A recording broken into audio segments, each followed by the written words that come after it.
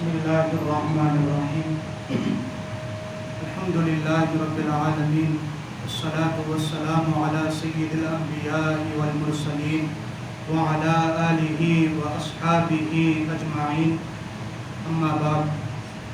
بھائیوں، بزرگوں، دوستوں، میں نے کل آپ لوگوں کو یہ بتلایا تھا کہ اللہ تبارک و تعالیٰ نے انسانوں پر اور خصوصاً آپ صلی اللہ علیہ وسلم پر قرآن کریم کس طرح نازل فرمایا، جس کا صحیح مقصد یہ ہے کہ اللہ نے انسان پر وحی کس طرح نازل فرمائی۔ میں کل گزشتہ جس بات کو آپ لوگوں کے سامنے بتلایا تھا، آج اسی بات کو عام باتوں میں جس سے آپ سمجھ سکے انشاءاللہ اس انداز میں بتلاؤں گا۔ اللہ تبارک و تعالیٰ نے نبی پاک صلی اللہ علیہ وسلم پر قرآن کریم اتارا۔ اب سوال یہ ہوتا ہے کہ اللہ نے اپنے رسول پر قرآن کریم کس طرح اتارا، قرآن کریم کس طرح اتارا، اور جو ایک ایک آیت یا پھر ایک ایک سورت جو اوپر سے نازل ہوتی تھی وہ کس طرح نازل ہوتی تھی۔ ایک حدیث میں ہے، حضرت عائشہ صدیقہ رضی اللہ تعالی عنہ فرماتی ہیں کہ حضرت حارث ابن ہشام رضی اللہ تعالی عنہ نے نبی پاک صلی اللہ علیہ وسلم سے عرض کیا کہ اللہ کے رسول، آپ پر وحی یعنی اللہ کی جانب سے سورت کس طرح نازل ہوتی ہے، آپ پر اللہ کی جانب سے قرآن کیسے نازل ہوتا ہے۔ یہ کس نے پوچھا؟ حضرت حارث ابن ہشام ایک صحابی ہیں، انہوں نے اللہ کے رسول سے پوچھا تو اللہ کے رسول نے فرمایا کہ جب سورت مجھ پر نازل ہوتی ہے، جب قرآن مجھ پر نازل ہوتا ہے تو ایک سختی مجھ پر طاری ہو جاتی ہے، یعنی ایک بھاری پن مجھ پر طاری ہو جاتا ہے۔ اسی حدیث کے آخر میں آتا ہے کہ اللہ کے رسول اگر کسی جانور پر سوار ہو، مثال کے طور پر کسی گھوڑے پر سوار ہو، کسی کھچر پر سوار ہو یا پھر کسی اونٹ پر سوار ہو، اگر اس وقت کوئی قرآن کریم کی آیت نازل ہوتی تو اس کا اثر اس اونٹ پر یا پھر اس گھوڑے پر ہوتا کہ وہ گھوڑا اور اونٹ دبتے رہ جاتا۔ اگر گھوڑے پر بیٹھے ہیں یا پھر اونٹ پر بیٹھے ہیں اور آیت اوپر سے نازل ہو رہی ہے تو اس کا اثر اس گھوڑے پر ہوتا کہ وہ نیچے دب جاتا۔ ایک مرتبہ حضرت زید بن ثابت ایک صحابی ہیں جن کے مانڈی پر اللہ کے رسول اپنا سر رکھ کر سوئے ہوئے تھے، اس وقت ایک آیت قرآن کریم کی نازل ہوئی تو جس کی وجہ سے حضرت زید فرماتے ہیں کہ مجھے ایسا محسوس ہو رہا تھا غالباً میرا پیر ٹوٹ جائے گا۔ آیت کس پر نازل ہو رہی ہے؟ اللہ کے رسول پر آیت نازل ہو رہی ہے، لیکن اس کا اثر حضرت زید بن اثر پر پڑ رہا ہے، اس کا اثر زید بن ثابت پر پڑ رہا ہے۔ فرماتے ہیں کہ میرا پیر ٹوٹ جائے گا۔ تو بتلانے کا مقصد یہ ہے کہ جب اللہ کے رسول پر اوپر سے کوئی آیت نازل ہوتی تو ایسا لگتا تھا جیسا بھاری پن سا ہو، یا پھر اللہ کے رسول کو سخت سردیوں میں پسینہ چھوٹ جاتا تھا، سخت سردیوں میں پسینہ آ جاتا تھا۔ سمجھ میں آ گئی میری بات؟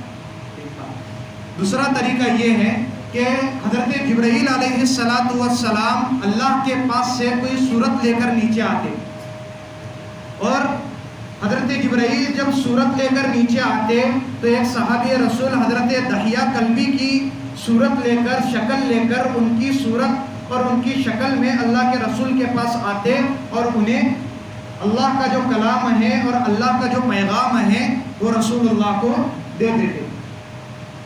نمبر 3، تیسرا طریقہ یہ ہے کہ جب آپ صلی اللہ علیہ وسلم پر قرآن کریم نازل ہوتا تو اس وقت حضرت جبرائیل اپنی اصلی شکل پر آتے۔ حدیثوں میں آتا ہے کہ حضرت جبرائیل علیہ السلام کے پر بہت زیادہ بڑے ہیں، جس کی مقدار حدیثوں میں بتلائی بھی گئی ہے۔ تو اپنی اصلی شکل میں حضرت جبرائیل آپ صلی اللہ علیہ وسلم کے سامنے آتے اور آ کر اللہ کا جو پیغام ہے، جو آیت اللہ تبارک و تعالیٰ نے حضرت جبرائیل کو عطا کی ہے تاکہ رسول اللہ صلی اللہ علیہ وسلم تک پہنچا دے، وہ لا کر آپ صلی اللہ علیہ وسلم کو پہنچا دیتے۔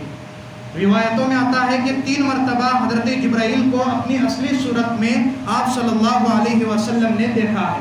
نمبر 1 معراج کے وقت میں، نمبر 2 جب آپ صلی اللہ علیہ وسلم نے خود حضرت جبرائیل سے یا پھر اللہ تبارک و تعالیٰ سے کہا کہ مجھے جبرائیل کی اصلی شکل دیکھنی ہے، اور نمبر 3 جب نبی پاک صلی اللہ علیہ وسلم کو 40 سال کی عمر میں نبوت ملی تو اس وقت اللہ کے رسول نے حضرت جبرائیل کو اپنی اصلی شکل میں دیکھا۔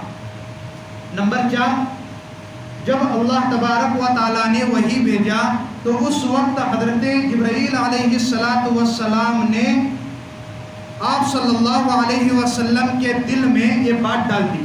جو قرآن کریم کی آیت نازل ہوئی ہے وہ آیت اللہ تبارک و تعالیٰ کے حکم سے حضرت جبرائیل نے آپ صلی اللہ علیہ وسلم کے دل میں ڈال دی۔ اور نمبر 4 آپ صلی اللہ علیہ وسلم نے اللہ تبارک و تعالیٰ سے ڈائریکٹ ہم کلامی یعنی بات چیت کیا۔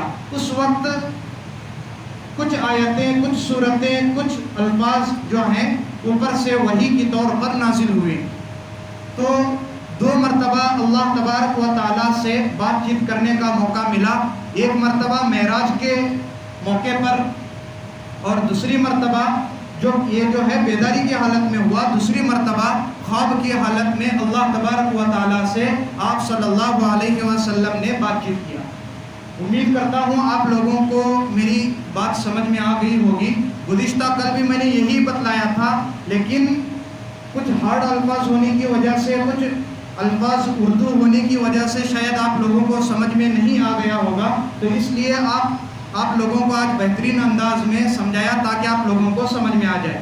اب دوسری بات یہ ہے کہ قرآن کریم کتنی مرتبہ نازل ہوا، قرآن کریم کتنی مرتبہ نازل ہوا؟ تو میں نے کل بتلایا تھا قرآن کریم 2 مرتبہ نازل ہوا ہے۔ ایک مرتبہ لوح محفوظ سے لے کر آسمانی دنیا پر نازل ہوا، دوسری مرتبہ آسمانی دنیا سے لے کر ہماری دنیا تک یعنی آپ صلی اللہ علیہ وسلم پر نازل ہوا۔ قرآن کریم میں ہے بل ہوا قرآن مجید فی لوح محفوظ، قرآن کریم جو ہے وہ لوح محفوظ میں محفوظ ہے، اور اس کے بعد وہاں سے آ کر یہاں پر آسمانی دنیا پر نازل ہوا، آسمانی دنیا سے لے کر آپ صلی اللہ علیہ وسلم پر نازل ہوا۔ اب سوال یہ ہوتا ہے کہ قرآن کریم 2 مرتبہ کیوں نازل ہوا؟ شاید آپ لوگوں کے بھی دل میں ہوتا ہوگا کہ قرآن کریم 2 مرتبہ نازل کیوں ہوا، جس میں علامہ شامی رحمۃ اللہ علیہ فرماتے ہیں کہ اللہ تبارک و تعالی یہ بتلانا چاہتے ہیں کہ قرآن کریم لوح محفوظ سے آسمانی دنیا پر جب نازل ہوا، اس کا اصل مقصد یہ ہے کہ لوگوں کو، ملائکہ کو، فرشتوں کو، جناتوں کو اس بات کا علم ہو جائے کہ جو قرآن کریم ہے یہ بہت بڑی کتاب ہے۔ یعنی اللہ تبارک و تعالیٰ قرآن کریم کی عزت کو، مرتبے کو، قرآن کریم کی بلندی کو بیان فرمانا چاہتے ہیں۔ سمجھ میں آ رہی ہے میری بات؟ اللہ تبارک و تعالیٰ قرآن کریم کی عزت کو، بلندی کو اور مرتبے کو کیا کر رہے ہیں؟ بیان کرنا چاہتے ہیں۔ اور علامہ زرقانی رحمۃ اللہ علیہ فرماتے ہیں کہ 2 مرتبہ قرآن کریم اس لیے نازل ہوا، اللہ تبارک و تعالیٰ یہ بتلانا چاہتے ہیں کہ اس میں کوئی شک نہیں ہے، قرآن کریم میں ایک لفظ اور رتی برابر بھی شک نہیں ہے۔ ہم لوگ پڑھتے ہیں الف لام میم ذالک الکتاب لا ریب فیہ، ذالک الکتاب یہ کتاب لا ریب فیہ جس میں کوئی شک نہیں ہے۔ تو اللہ تبارک و تعالیٰ 2 مرتبہ قرآن کریم کو نازل فرما کر یہ بتلانا چاہتے ہیں کہ اس قرآن کریم میں، جس قرآن کریم کو تم پڑھ رہے ہو، یہ قرآن کریم جو ہم نے اپنے نبی پر بھیجا، یہ قرآن کریم اتنا بابرکت ہے کہ اس میں کوئی بھی شک نہیں ہے۔ اور جو بندہ اس قرآن کریم میں رتی برابر بھی، زبر زیر کے اعتبار سے بھی، ایک لفظ کے اعتبار سے بھی اگر شک کرتا ہے تو اس کا ایمان کامل نہیں ہے۔ سمجھ میں آ رہی ہے میرے بات؟ چاہے آپ قرآن پڑھو نہیں پڑھو وہ آپ کا مسئلہ ہے، لیکن قرآن کریم میں کسی کو شک نہیں ہونا چاہیے۔ ٹھیک ہے، 2 باتیں ہو گئی۔ تیسری بات یہ کہ سب سے پہلے کون سی آیت نازل ہوئی؟ ہم لوگ یہ سمجھتے ہیں کہ سب سے پہلے بسم اللہ الرحمن الرحیم نازل ہوا. یہ ہماری غلط فہمی ہے. بسم اللہ الرحمن الرحیم پہلی آیت نہیں ہے، نہ سورہ فاتحہ پہلی آیت ہے، نہ الف لام میم پہلی آیت ہے. پہلی آیت تو 30ویں پارے میں اقرأ بسم ربک الذی خلق، یہ آیت اللہ تبارک و تعالیٰ نے پہلے نازل فرمائی. اس کا واقعہ مختصر میں بتلا دیتا ہوں. اس کا واقعہ یہ ہے کہ جب آپ صلی اللہ علیہ وسلم کو نبوت ملی، جب آپ صلی اللہ علیہ وسلم کو 40 سال کی عمر میں اللہ نے نبی بنایا، تو اس وقت آپ صلی اللہ علیہ وسلم غار حرا میں جاتے تھے. غار حرا کیا ہے؟ غار حرا ایک پہاڑ ہے.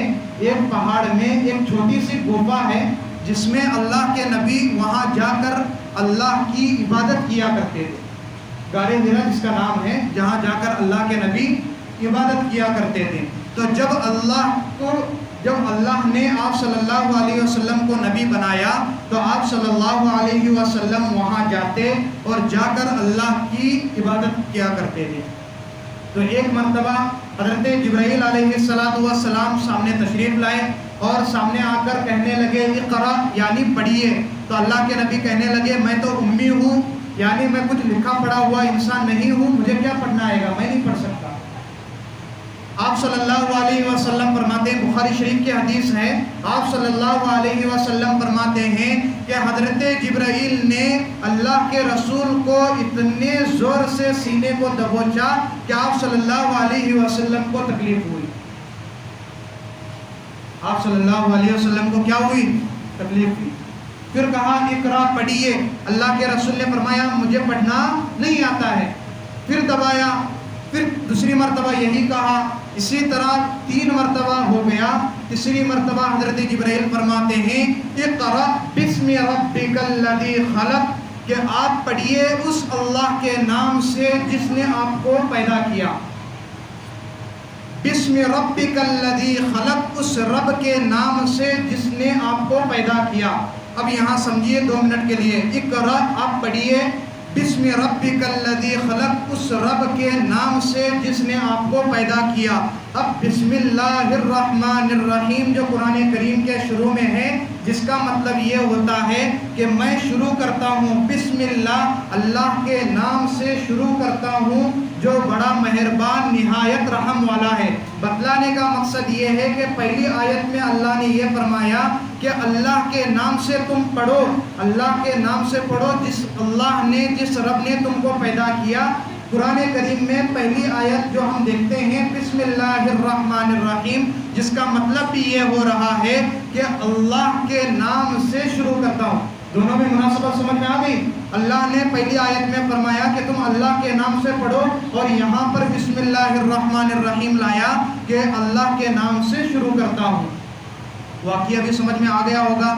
تو اللہ تبارک و تعالی قرآن کریم میں بسم اللہ الرحمن الرحیم لا کر یہ بتلانا چاہتے ہیں کہ تم اللہ کے نام سے قرآن کریم کی ابتدا کرو. اللہ تبارک و تعالی سے میں امید کرتا ہوں کہ آپ لوگوں کو سمجھ میں آ جائے اور اللہ تبارک و تعالی اس پر عمل کرنے کی توفیق عطا فرمائے. انشاءاللہ کل سے بسم اللہ الرحمن الرحیم کی تفسیر شروع ہو جائے.